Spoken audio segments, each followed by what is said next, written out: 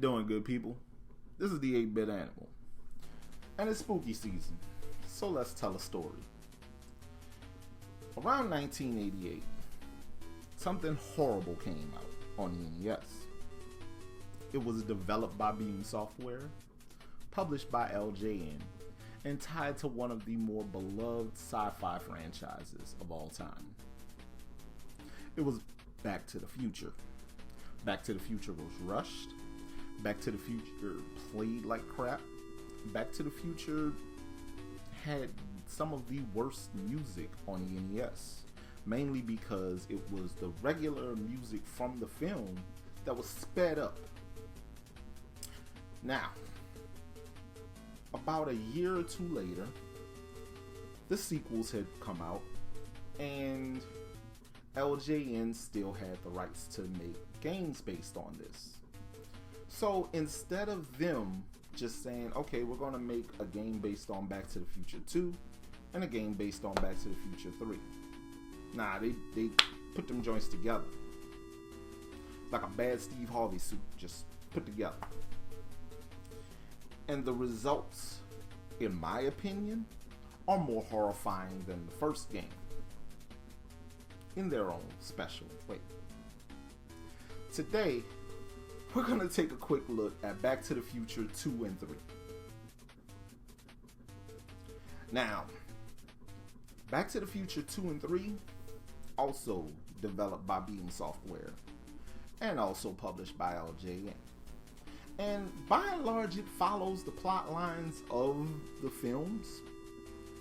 I honestly didn't play enough of this to get through the Back to the Future 2 portions of the game, to get to the Back to the Future 3 stuff, because the stuff for Back to the Future 2 was absolutely dreadful.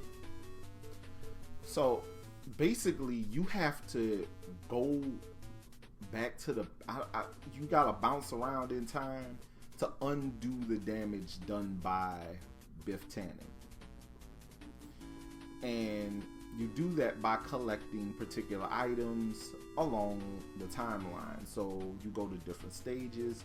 The different stages have different items that Biff has used to fiddle with time to build his fortune. Because, you know, the storyline for the second movie was that old man Biff found the sports almanac, brought it to 1955 Biff, and told 1955 Biff, go get this bag, baby. And he did. And Marty has to fix it. What we're left with is this cobbled together mess of a platformer that has a whole bunch of weird little collection objectives, kind of like Donkey Kong Country, where you got to get all the bananas. It's kind of like that, but it also has its special breed of Beam Software garbage attached to it, and there was nothing that made this game feel good at all.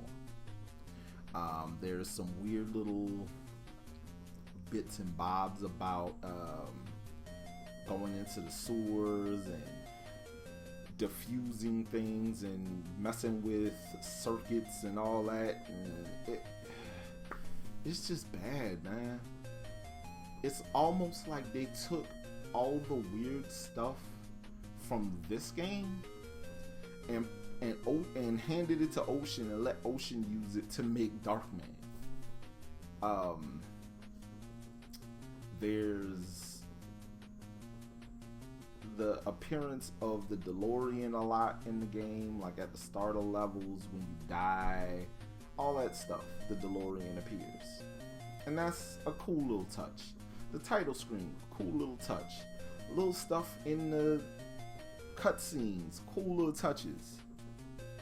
None of that worked well enough together to make this not a terrible video game.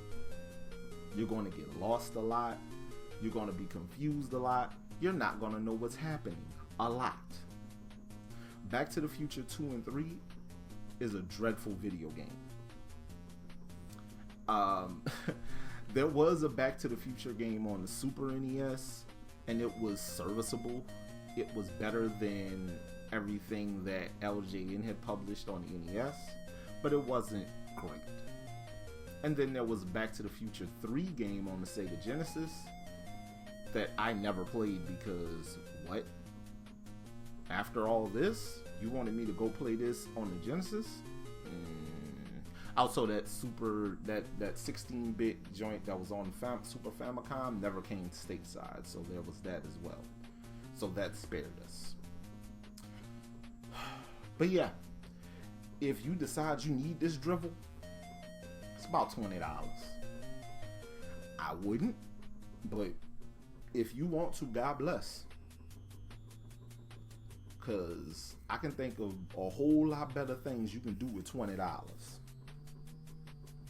Whole lot better than to spend it on that piece of crap. You dig me, baby? Alright. This has been the 8-Bit Animal.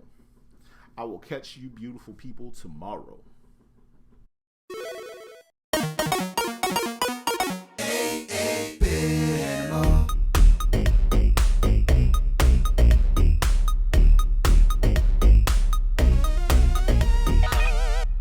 Tomorrow. Aw, look at Lucasfilm Games trying to make Maniac Mansion with superheroes. They tried.